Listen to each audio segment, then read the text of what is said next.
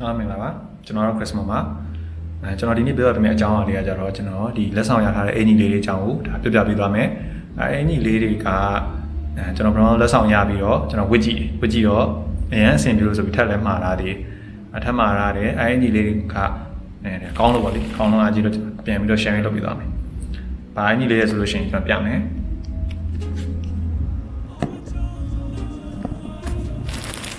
ဒါပါအင်ကြီးလေးပြပါတယ်ဖြစ်ပါတယ်နာမည်က M square လို့ခေါ်တယ် M square ပါ M square ဆိုတဲ့အနည်းလေးပါတယ်အဲ့ဒီလေးခေါ်ကြည့်လိုက်မယ်လ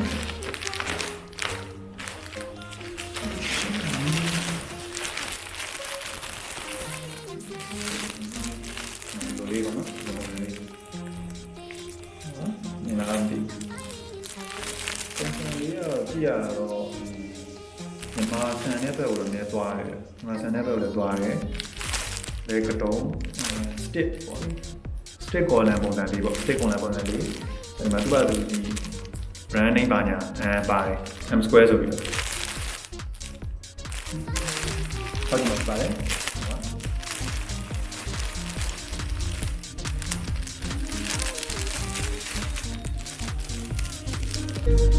ပါပါအဲ့တော့သူရဲ့ဒီသူ့ label လေးလည်းသူပါတယ်ဗောလေ M square ဆိုတဲ့ label လေးပါတယ်ဒီမှာကိုလိုစိတ်နဲ့ဒါရဲပြီးလို့ရှိရင်ဒီမှာဆိုလို့ရှိရင်ကိုလိုချင်တဲ့ဒီစာလေးတွေကိုဒီရင်ဘတ်လေးမှာလည်းရေးလို့ရတယ်ဗောလေ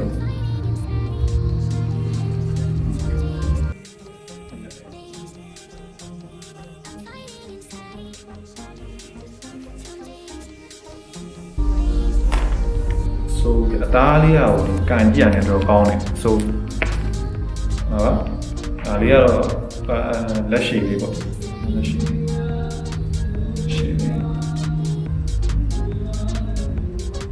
ဒါဟုတ်ပါ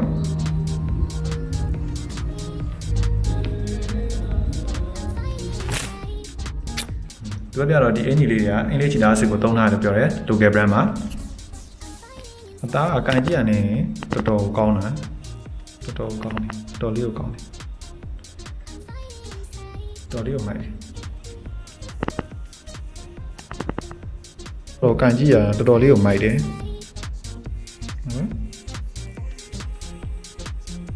မှာပါโอเคဒီ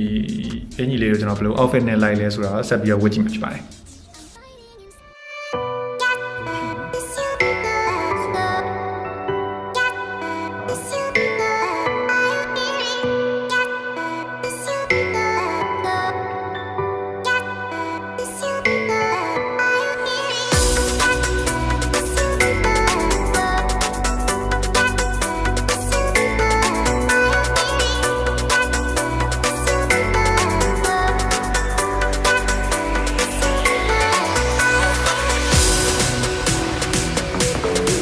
ကျွန်တော်အင်ဂျီတွေအကုန်လုံးဝတ်ကြည့်လိုက်တဲ့အချိန်မှာတော့တော်တော်လေးတောက်တာရှိတယ်ပြီးတော့ဒီကျွန်တော်ဝတ်တဲ့ဒီ outfit